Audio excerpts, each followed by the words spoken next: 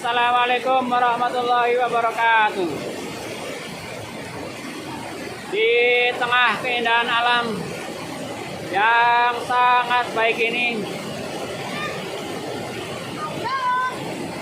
mari kita mengingat satu pelajaran ketika kita sekolah tentang fotosintesis. Belajar lagi ya, mengingat. Mudah-mudahan saya juga ingat. Apa itu fotosintesis? Ya. Fotosintesis itu hanya bisa dilakukan oleh tanaman, terutama tanaman yang berhijau daun. Bisa juga dilakukan oleh makhluk yang lainnya, yang kecil. Ada alga, ada mikroba tertentu yang juga bisa berfotosintesis. Tetapi yang bisa kita lihat juntrungannya, yang bisa kita lihat dengan kasat mata, itu adalah tanaman, pohon yang bisa melakukan fotosintesis. Apa yang dihasilkan oleh fotosintesis itu? Fotosintesis itu menyerap karbon dioksida. Tanaman menyerap karbon, pohon-pohon menyerap karbon dioksida, kemudian diolah oleh tanaman. Air ditambah dengan CO2, H2O plus CO2. Kemudian dengan bantuan sinar matahari berada di zat hijau daun atau yang sering kita sebut dengan klorofil, itu terjadilah peristiwa fotosintesis, peristiwa pemasakan, peristiwa perubahan CO2 plus H2O menjadi C6H12O6 plus O2. Ya. Menjadi zat yang dibutuhkan oleh tumbuhan itu sendiri untuk tumbuh, untuk berkembang biak, C6H12O6, dan oksigen O2. Ketika tanaman, tumbuhan itu berfotosintesis,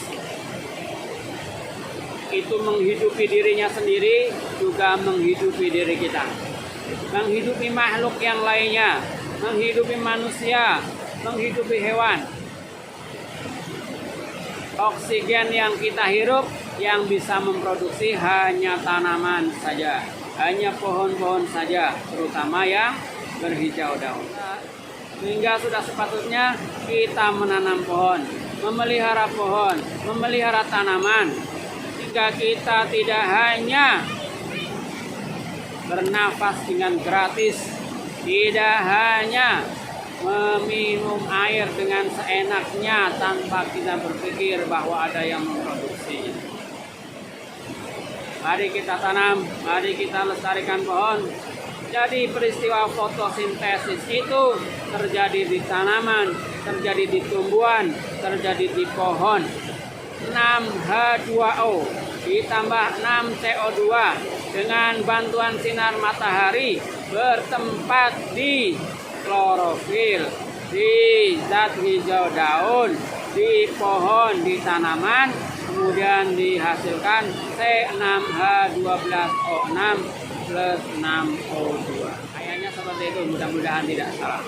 Jadi peristiwa fotosintesis itu selain dibutuhkan oleh tanaman itu sendiri, juga dibutuhkan oleh makhluk yang lainnya. Dibutuhkan oleh hewan, dibutuhkan oleh manusia yang tidak bisa berfotosintesis. Manusia walaupun punya akal, manusia walaupun punya pikiran, manusia walaupun punya hati, manusia walaupun punya jasad yang sempurna, tetapi ada tugas lain yang Allah berikan kepada tanaman untuk berfotosintesis yang tidak diberikan kepada kita. Kita bisa memeliharanya, kita bisa menanam pohonnya, kita bisa menyayangi tanaman, tidak merusaknya, menyayangi alam, melestarikan hutan. Karena kita tahu banyak disebut hutan itu paru-paru dunia. Jadi melalui peristiwa fotosintesislah kemudian oksigen itu tercipta. dan yang banyak pohonnya, banyak tanamannya itu ada di hutan. Makanya mari kita lestarikan hutan untuk kesejahteraan kita sendiri, kesejahteraan umat manusia. Jangan lupa like dan subscribe-nya, tetap komen. Akhirul kalam. Assalamualaikum warahmatullahi wabarakatuh. Salam lestari, salam hijau, salam sehat.